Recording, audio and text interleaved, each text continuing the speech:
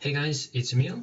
In this video, I want to talk about the relations in board game development and production phases.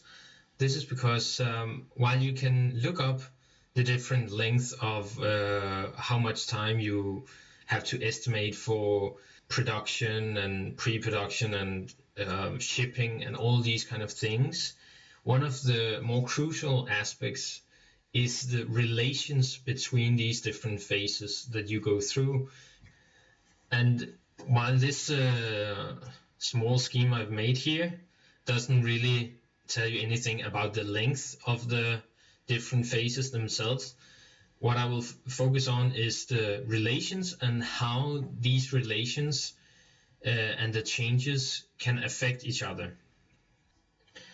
I want to talk about this aspect in production and planning because this is something I've faced myself when while I'm doing Burning Suns, and also why it has been delayed as much as it has.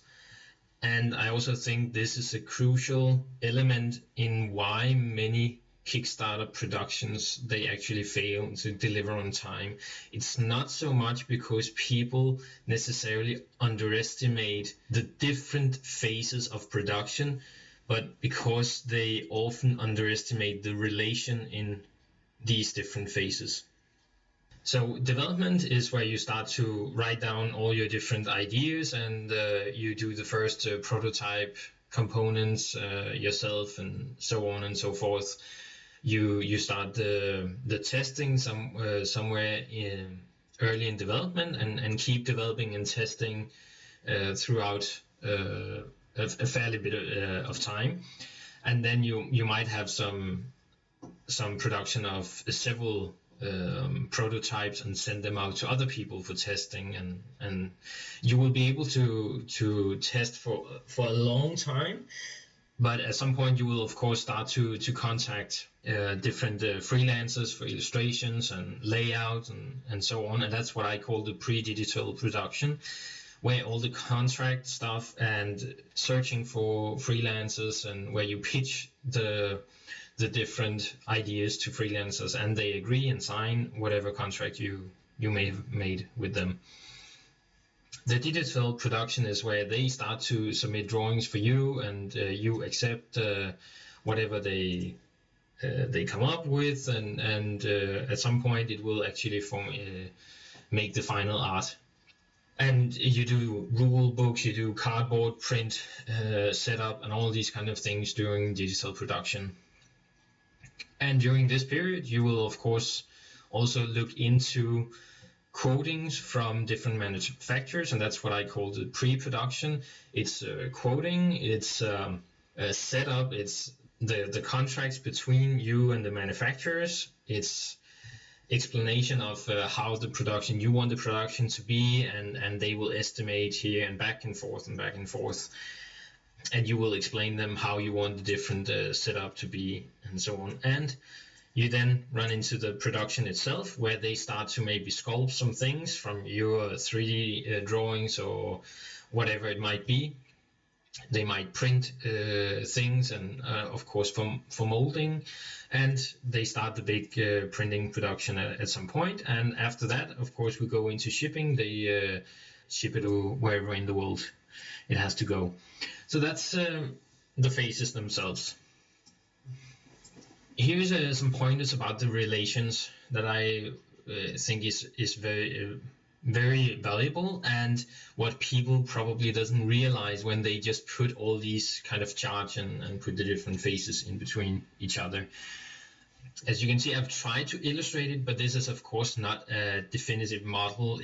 There are many examples of people dividing the different phases into smaller pieces, and depending on where you are in the phase, you might have some opportunities of jumping back and forth. But you'll probably find that the development cannot run, when you start the digital production. Hereafter, you're a bit locked, because if you just keep developing, then the digital production might turn out with no value if you suddenly have to change a lot of things. You cannot keep on going with the different contracts back and forth between the freelancers if you also want the digital production done. So at some point, this has to stop, and you have to continue with the production.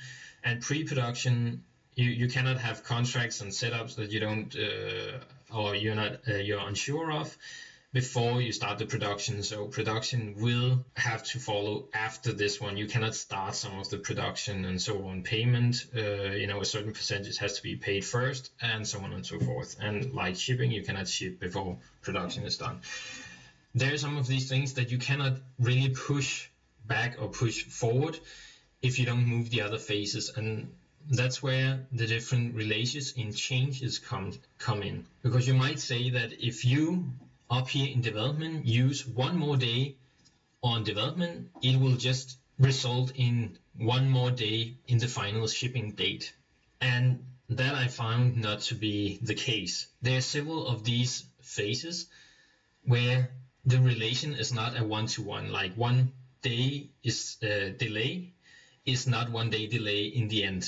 Like if you continue developing, you might have to redo some of the tests. You might have to actually find other illustrators to do some extra things you put in the development, or maybe you have to renegotiate some of the things because you need to have more illustrations or a different setup, whatever. And that means development, if you are delayed by 1 day, it actually might result in a 3-day or more delay in the end.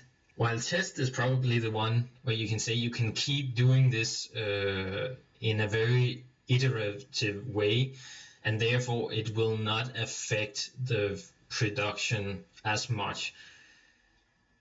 But there's still some things you cannot keep testing if you're going into pre-production. You cannot keep testing for any real purpose other than promoting your game if you're going into pre-production, because then you're starting to negotiate the final cut in the cardboard, and therefore if your test suddenly turns out differently, then it's hard to go back. So this is one of the things you want to stop anyways, and it doesn't delay in the same way as, for example, if pre-production, if there's some negotiation that fails with an illustrator, or if something fails when you have already started some of the digital production and you cannot find the last freelancer or something, then you will have trouble continuing and finishing digital production, which means that this period or this phase might actually result in a delay here as well, and might even result in you having to go back and find new illustrators and so on, and therefore you can also get a delay that is much worse than the initial delay. I've also seen that happen with things that are completely out of your control. If you have personal things going on that might suddenly push some of your negotiation, or push some of the periods that you were meant to talk to illustrators and so on, and you might in the end push everything very radically, because if some of the things here cannot be done, then this one will not start and this one will not start. And this is also why the implications can also be much bigger than you would initially think, because you might push some of these phases into a very unfavorable period. That could be if the production suddenly happens during summer holiday, or if shipping has to happen, right in the Christmas period. I think this is very, very, very crucial to remember, that these things doesn't scale on a one-to-one basis. The different phases will affect each other, and some of them will have much deeper implications. That's what I've learned the hard way. A thing that is, of course, very crucial to remember is that this is my perspective from a first-time publisher, and of course veterans, they will be able to shorten some of these periods where the pre-production, if they already have a good relation, then they might actually be able to do this on a very early stage, and therefore they will be able to cut down the different phases. Also, I've been able to do that with my second game. In this situation, actually is catching up to the first game, because the pre-digital production is so much shorter, because I already had illustrators that I wanted to use, and I could do some tests in a more efficient way, and the development itself was also cut down immensely compared to the first game. The last thing I want to talk about is when you put in a Kickstarter campaign. Of course, a Kickstarter campaign in itself will not necessarily prolong the production with more than the campaign itself, which would be around 1.5 to 2 months if you count the amount of time it also takes you to get the money transferred. And this is of course not talking about the time you have to invest in actually creating the campaign, because then the Kickstarter campaign would be something like this, but that's something different. So you would have to spend at least 2 months on this part, and while you will probably have done some quoting before Kickstarter, so you have the goal and all these things set up, and you don't ask for less than you actually need, and all these very nice details, you will have to probably re-estimate some things after the Kickstarter. Maybe some digital production will also continue after. And if this is the case, if you have to continue with the digital production because some of these illustrations were not done when the Kickstarter is done, then you can see by default I will have to move these different periods.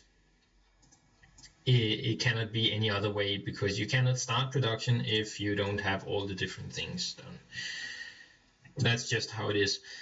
And of course, the Kickstarter is not a certain phase, so if it fails, you will have to push all these things way into the future, depending on what your plans are. This is definitely one of the reasons that Kickstarter projects, they usually can't deliver on time, because these relations affect the production. This is of course something that happens often with Kickstarter stretch goals. Hopefully you can avoid some of the more detrimental delays if you keep these relations in mind when you do your production. So have a great day, and see you guys next time.